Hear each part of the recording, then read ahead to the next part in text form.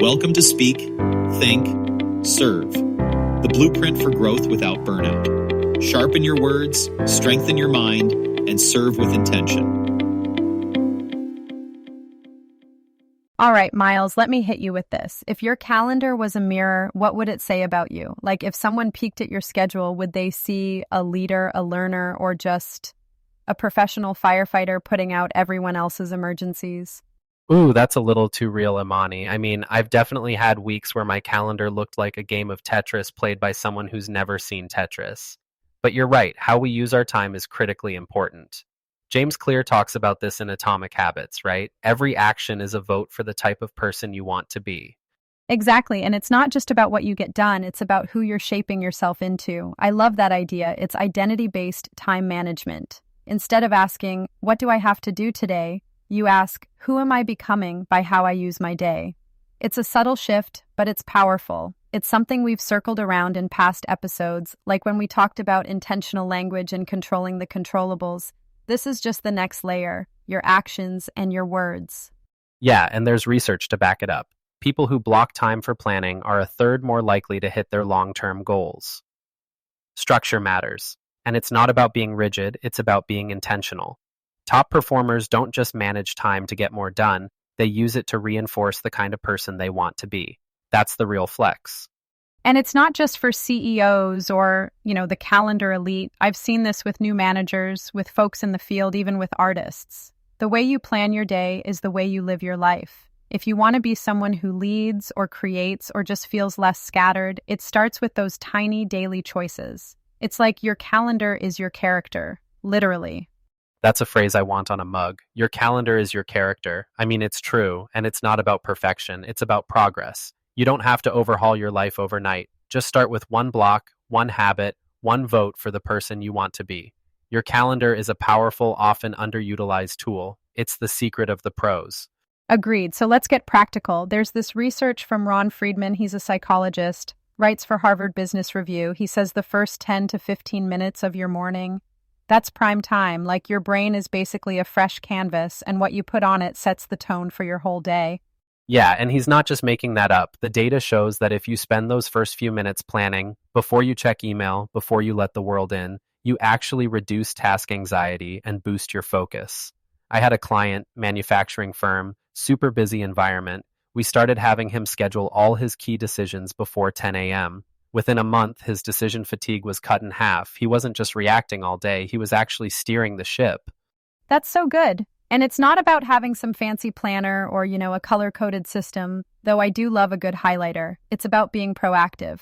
Ask yourself, if I leave work today feeling accomplished, what did I actually do? That's your anchor. And then you can use strategies like time blocking. Cal Newport is big on this. Block out your deep work, your admin, even your breaks. If it's not on the calendar, it's basically make-believe. Totally. And I like the 3-2-1 rule for folks who want something simple.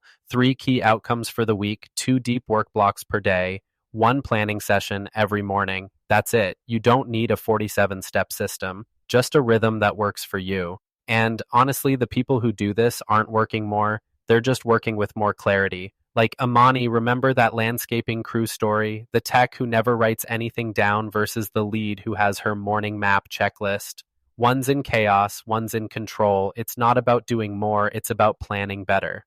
And it's the same in every field. Restaurant servers, salespeople, IT pros, those who prep, who block, who plan. They get the better tables, the better results, the better days. Your prep is your paycheck. I mean, that's a phrase I want people to steal. And if you're listening, try it tomorrow. 10 minutes, no email, no news, just you and your plan. See what happens. So let's talk about what actually changes when you do this. There's a BYU study. Time management isn't just about getting more done. It's about feeling less stressed, being more satisfied, and actually performing better at work. But here's the catch. It only works if you feel like you own your time. If you're just following someone else's plan, you don't get the same benefits.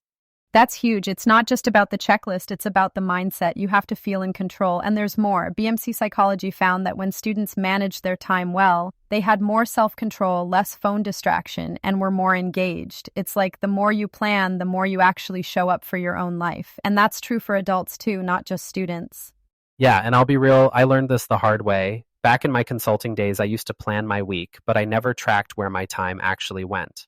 When I finally did, I realized I had these invisible hours, time that just disappeared.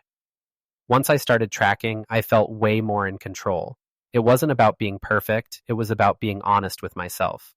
That's when things shifted. And there are so many tools now, Sunsama, checklists, even the anti-to-do list where you drag tasks into your calendar instead of just making a list. The point is, planning isn't theory, it's practice, it's a habit. And it's what moves you from feeling overwhelmed to feeling intentional, like you're not just surviving your day, you're actually designing it. And that's what we want for everyone listening. Don't just hear this and move on. Do the action items. That's what makes it stick.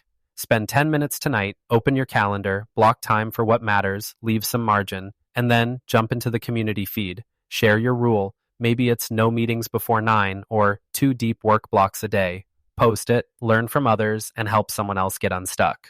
Yeah, and tell us your stories. What's your morning map?